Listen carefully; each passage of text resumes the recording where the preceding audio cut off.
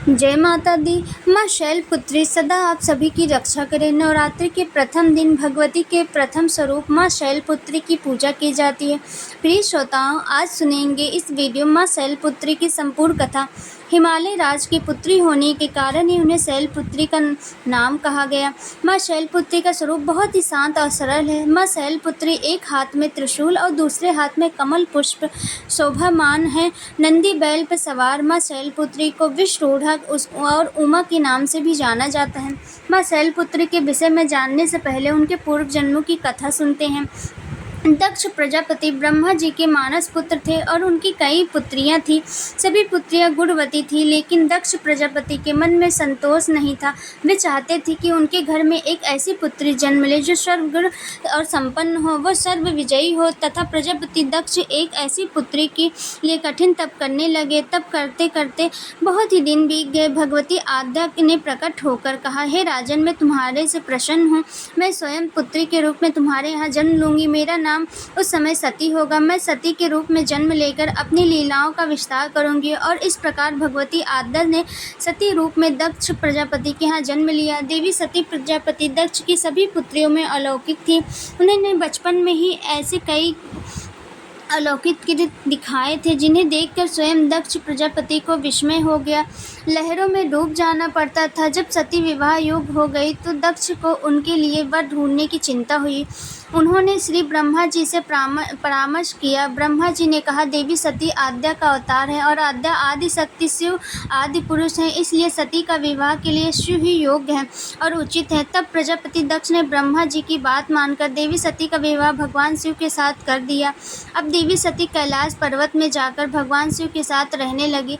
हालांकि भगवान शिव दक्ष प्रजापति के दामाद थे, लेकिन फिर भी एक ऐसी घटना हुई जिसके कारण दक्ष के हृदय में भगवान शिव के प्रति विरोध उत्पन्न हो गया। वह घटना हुई इस प्रकार थी। एक बार श्री ब्रह्मा जी ने धर्म के निरपेक्ष के लिए विशाल सभा का आयोजन किया। सभी बड़े बड़े देवताएं सभा में आए एकत्रित थे। भगवान शिव भी एक और ध्यान मग्न बैठे हुए थे। सभा मंडल में प्रजापति दक्ष का आगमन हुआ। दक्ष प्रजापति के आगमन होते ही सभी देवी देवता उठकर खड़े हो गए, किंतु उस समय दो लोग खड़े नहीं हुए, ब्रह्मा जी और भगवान शिव।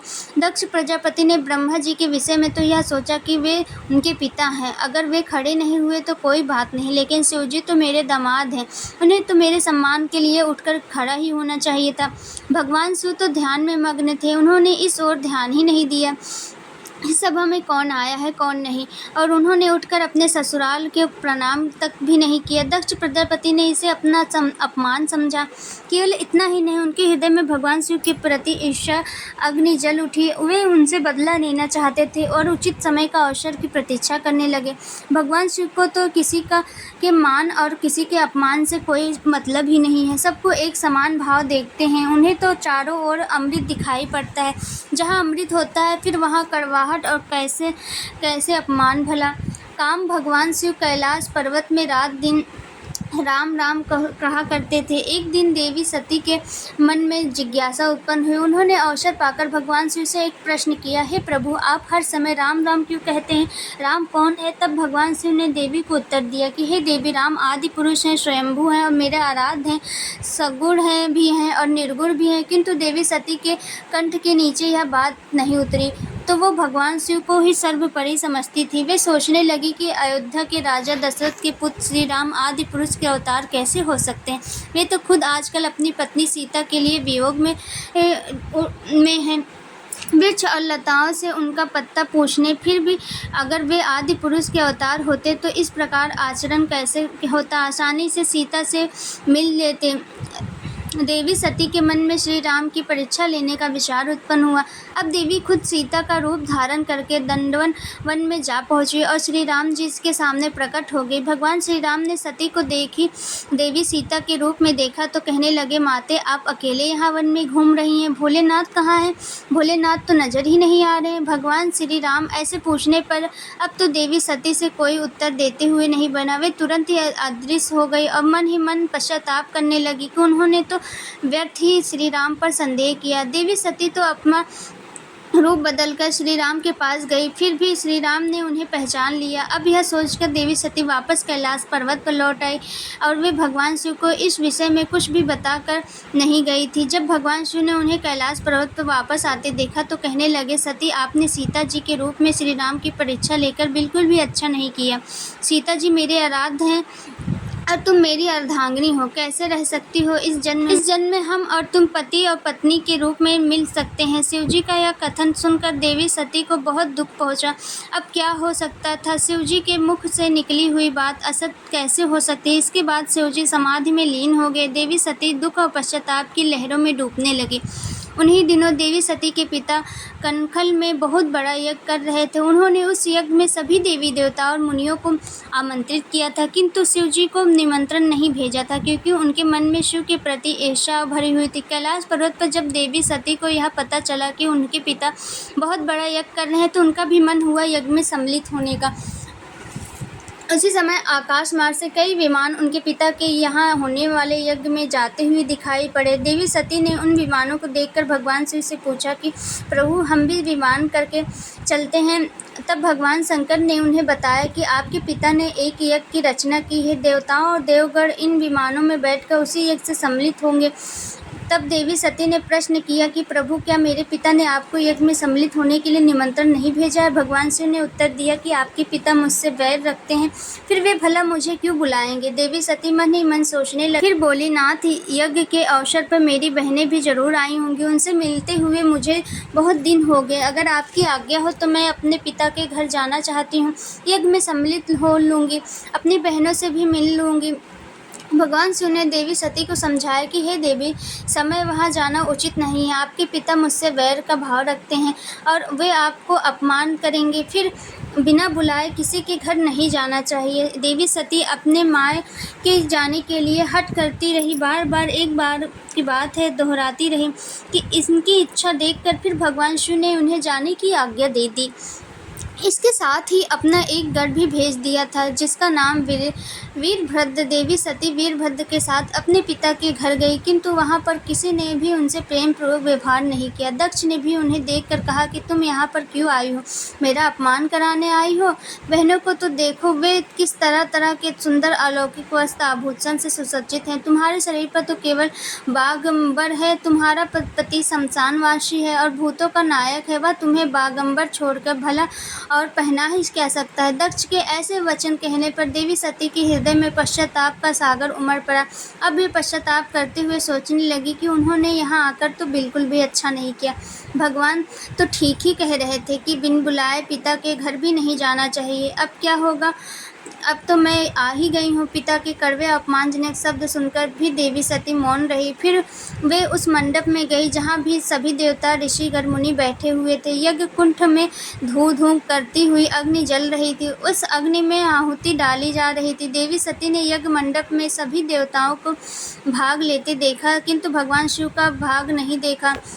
वे भगवान शिव का भाग न देखकर फिर पिता से बोली, पिता श्रेष्ठ, यज्ञ में तो सबके भाग दिखाई पड़ने, किंतु कैलाशपति का कोई भाग नहीं दिखाई पड़ रहा है।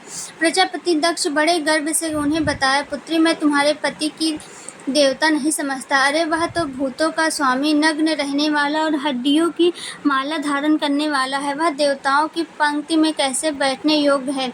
भला उसे कौन भाग देगा? यह सुनते ही देवी सती ने क्रोध नेत्रों में लाल लाल हो गए और उनका मुखमंडल प्रलय से सूर्य की तरह दमक उठा। उन्होंने पीड़ा अपमान से कहा कि मैं इन शब्दों को कैसे सुन रही हूँ? मुझे धिक्कार है। देवताओं, तुम्हें भी धिक्कार है। तुम भी उन कैलाशपति के लिए उन शब्दों को भला कैसे सुन सकते हो जो मंगल के प्रतीक हैं और जो क्षण मात्र से संपूर्ण सृष्टि को नष्ट करने की शक्ति रखते हैं। वे मेरे स्वामी हैं। नारी के लिए उनका पति ही स्वर्ग होता है। जो नारी अपने पति के लिए अपमानजनक शब्दों को सुनती है उसे नरक में जाना पड़ता है। पृथ्वी सुनो, आकाश सुनो और देवता तुम भी सुनो। मेरे पिता ने मेरे स्वामी का अपमान किया है। मैं अब एक क्षण भी जीवित नहीं रहना चाहती हूँ।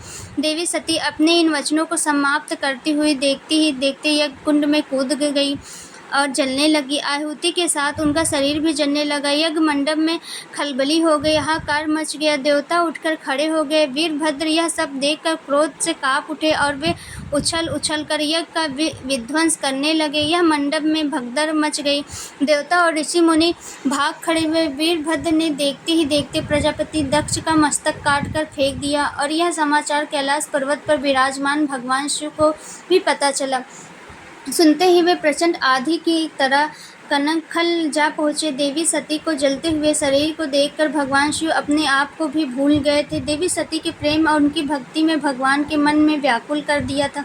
उन शंकर जी के मन में व्याकुल कर जिन्होंने काम पर भी विजय पा लिया था, वे सारी सृष्टि को नष्ट करने की क्षमता रखते थे। वे देवी सती के प्रेम में खोकर बेसुध हो गए। फिर भगवान शिव ने उन्मत्त की तरह देवी सती के जले हुए शरीर को कंधे पर रखकर वे सभी दिशाओं में भ्रमण करने लगे। भगवान शिव और देवी सती इस तरह लौकिक प्रेम को देखकर पृथ्वी रुक गई, हवा रुक गई, जल का प्रवाह ठहर गया। यहाँ तक कि देवगण भी अपनी अपनी सांसें थामकर भयानक और दारुण दृश्य को देखने लगे। सृष्टि व्याकुल हो गई। सृष्टि के सभी प्राणी त्राहिमाम करने लगे। भयानक संकट उपस्थित देखकर सृष्टि के पालन करता भगवान श्री हरि आगे बढ़े और भगवान शिव की बेसुधी में अपने चक्र से देवी सती के एक एक अंग को काट कर गिराने लगे। धरती पर 51 जगह पर देवी सती के अंग कट कर गिरे हैं। देवी सती के जब सारे अंग कट कर गिर गए तब भगवान शिव पुनः अपने आप में आ गए। जब वे अपने आप में आ गए तो पुनः सृष्टि के सारे कार्य चलने लगे। धरती पर जिन 51 स्थानों पर देवी सती के अंग कट कर गिरे थे, वही स्थान आज शक्तिपीठ के नाम से भी जाने जाते हैं। आज भी उन्हीं स्थानों पर देवी सती का पूजन होता है, उपासना की जाती है। इस प्रकार यज्ञ मंडप में अपने शरीर को भस्म करने के बाद देवी सती ने हिमालय के घर उनकी पुत्री के रूप में जन्म लिया। हिमालय अर्थात शैल की पुत्री होने के कारण उन्हें अगले जन्म में शैलपुत्री रूप में पूजा जाने लगा। सभी मिल के बोलिए, माँ शैलपुत्री की जय, माँ भवानी की जय।